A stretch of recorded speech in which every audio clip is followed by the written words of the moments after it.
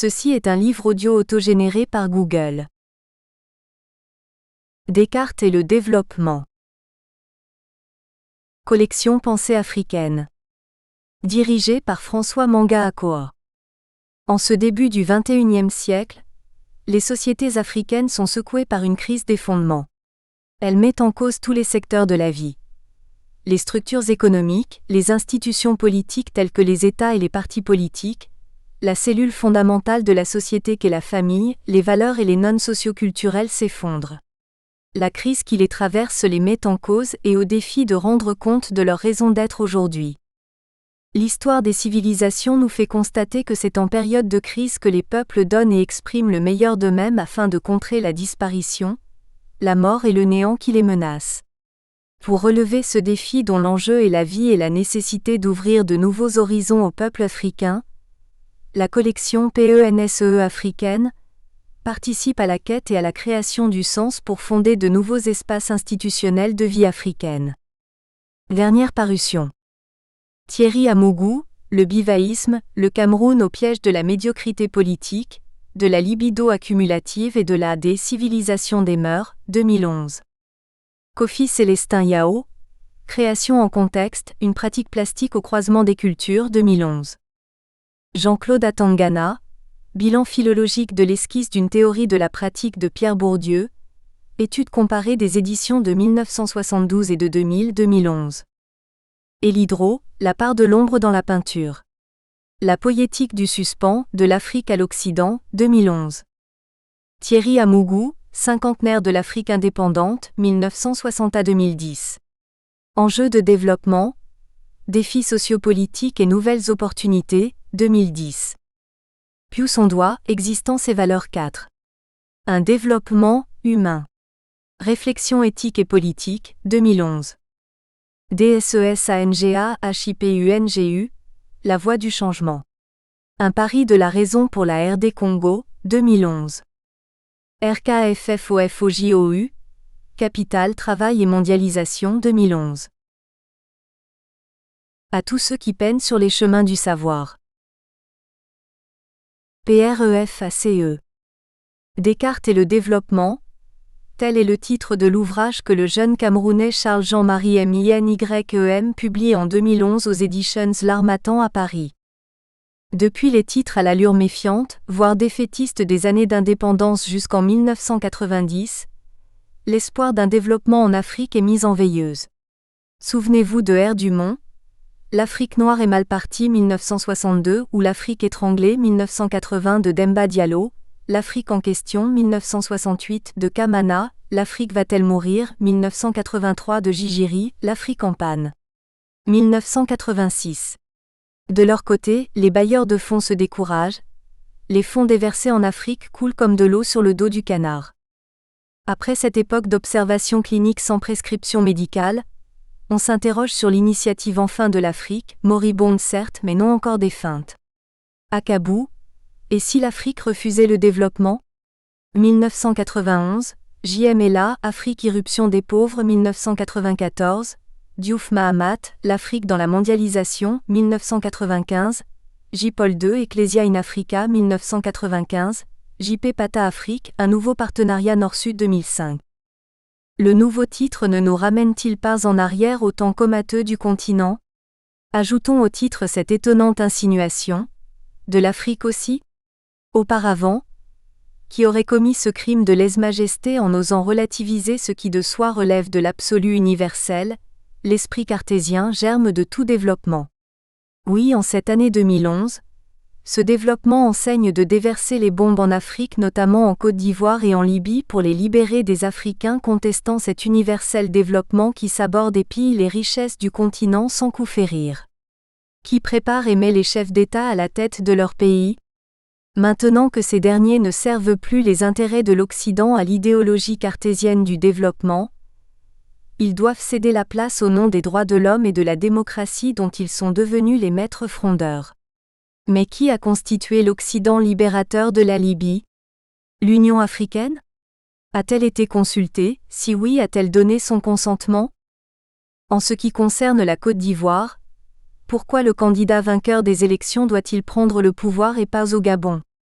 Pourquoi deux poids, deux mesures?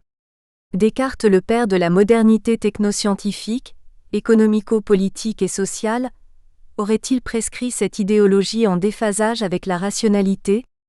L'auteur Charles Jean-Marie Minem n'a pas pris le risque de combattre cette fausse rationalité qui ne ressemble en rien ni au discours de la méthode, ni aux règles pour la direction de l'esprit, encore moins aux méditations métaphysiques. Revenons à la rationalité vraie de Descartes qui a révolutionné l'ancien monde, pour l'éclosion de la modernité qui nous porte et nous enracine toujours progressivement à la vie. Contrairement à ce qui avait été pensé à l'origine, elle connaît des limites tant dans sa progression théorique que dans ses applications pratiques. Cette désillusion doit conduire à la sagesse pour éviter la disparition pure et simple de l'espèce humaine. Charles Jean-Marie Minem a participé au lancement à l'université de Yaoundé d'un master international professionnel et de recherche, dit Master euro-africain en sciences sociales du développement, culture et développement en Afrique, MEACUDA. Or, la philosophie sous-jacente à la création de ce master dérive de la constatation que la destruction des cultures africaines est à l'origine du développement avorté dans ce continent. D'où le retour à la rationalité africaine, passage obligé dans la mesure où le développement moderne, issu de la rationalité cartésienne, non seulement ne réussit pas en Afrique, mais connaît des limites graves dans son milieu soi-disant naturel. Elle doit renoncer à son absoluité et négocier une coopération en terre africaine. Adieu à l'usurpation de l'universel par le particulier, à l'identification de la raison du plus fort avec ses bombes destructrices, à la raison sagesse constructive de la paix et de la justice, véritable vertu divine. Le jeune penseur Charles Jean-Marie Minem nous invite à plancher sur ce qui constitue l'essentiel, le développement pour tout homme et toute société. Même si le but visé est bien le développement de l'Afrique, antenne rouge, en ce début du 3e millénaire, l'auteur part tout de même de la pensée de Descartes, qui projeta son rêve sur l'homme maître et possesseur de l'univers. Rêve devenu réalité au début du XXe siècle finissant. Pourtant ce n'est pas du coup l'irruption du paradis, loin s'en faut. Il n'avait pas été prévu que le développement accompli au teint cartésien colporterait un lot d'hypothèques sous-jacentes. L'auteur, sans se réserver à soupeser ce joug soi-disant libérateur que l'Occident impose à l'Afrique, invite à l'école du savoir africain, qui n'est pas une simple vue de l'esprit car elle existe bel et bien. Cette phase de réappropriation du passé culturel, religieux et mystique des Africains intégrera nécessairement un recours aux connaissances de l'Égypte antique. L'ouvrage est pour les Africains, une bonne introduction en son dernier chapitre à la philosophie pratique. Robert Ndebia. Université de Yaoundé. Introduction.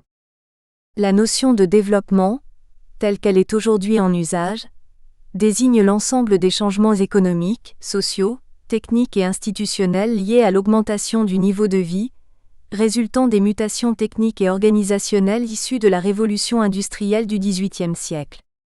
D'après Paul Béroche, on ne peut parler d'un schéma unique de développement, qu'il s'agisse du passé, du présent ou du futur, même si actuellement, le modèle socialiste de développement est remis en question par la majorité des sociétés qui l'ont adopté.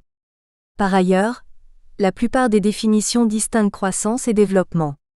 La croissance se limite à l'augmentation du volume de la production par habitant, et ce n'est que lorsque cette croissance est accompagnée des changements structurels évoqués ci-dessus que l'on parle du développement. Ceci signifie qu'il y a possibilité de croissance sans développement. Le développement qui pourtant est par essence matériel et structurel, a une base philosophique. C'est ce qui justifie le rapport que nous établissons entre Descartes et le développement. En effet, nous pensons que c'est de la pensée philosophique de Descartes que sortent les fondements théoriques du développement économique qui caractérisent la société moderne.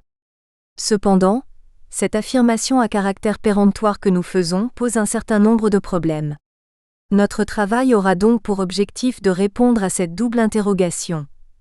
Comment la pensée de Descartes est-elle devenue la théorie du développement? Quelles conséquences ce phénomène a provoqué dans le monde?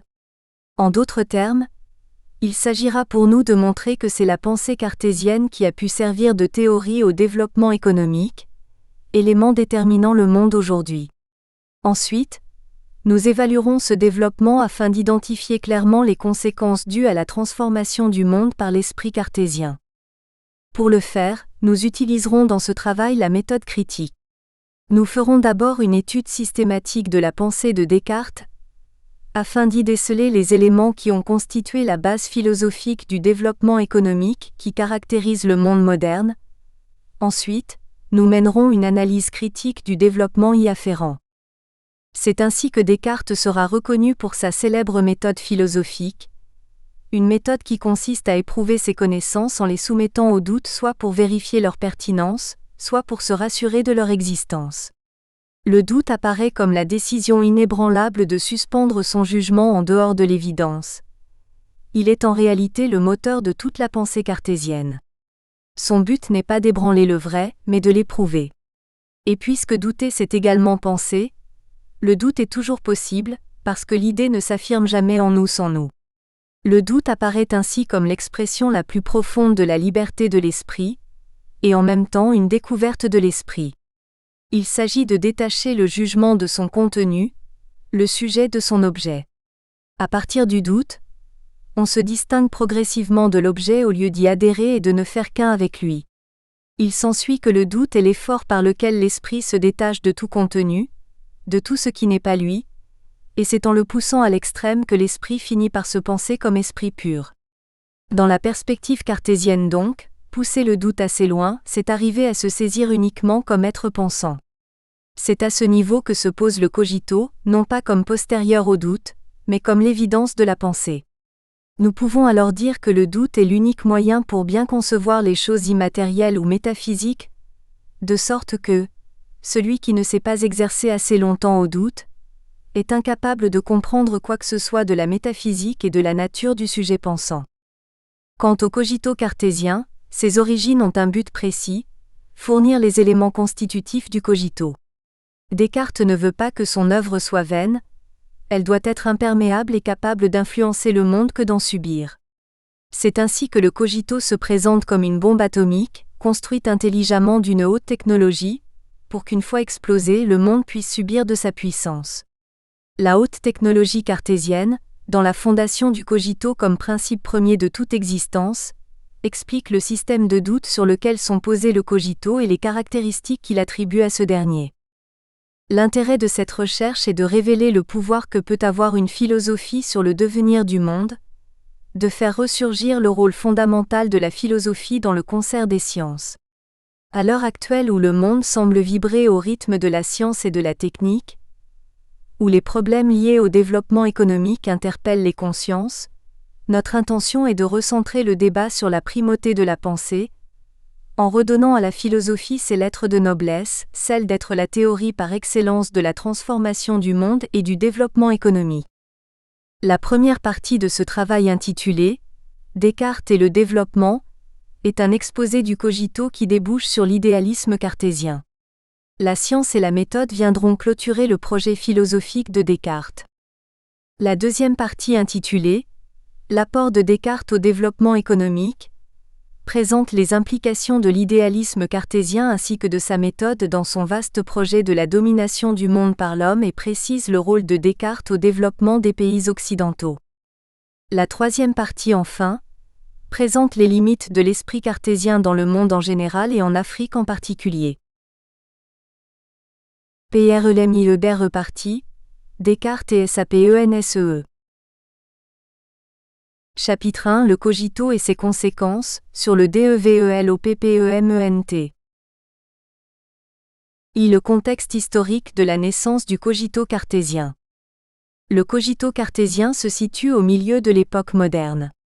Le mot moderne vient du verbe moderniser qui, au sens institutionnel, signifie organiser quelque chose d'une manière conforme aux besoins et aux moyens d'aujourd'hui, reformer, rénover. 2. L'histoire moderne concerne la période englobant 3 siècles dits classiques, de la Renaissance à la fin du XVIIIe siècle, c'est-à-dire la Renaissance, l'âge classique et les Lumières. L'âge classique dans lequel se situe Descartes est donc une suite renforçante de l'époque moderne. C'est pourquoi il nous est utile de repartir de la Renaissance pour déceler les motifs et l'origine du cogito.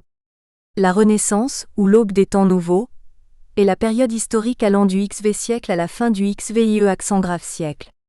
En achevant le Moyen Âge, elle inaugure les temps modernes. Elle se définit aussi comme un temps de rupture avec le Moyen Âge et un pont avec l'Antiquité classique. Jean-Louis Dumas l'explique dans son œuvre. Dans une large mesure, la Renaissance a été une révolte contre Aristote.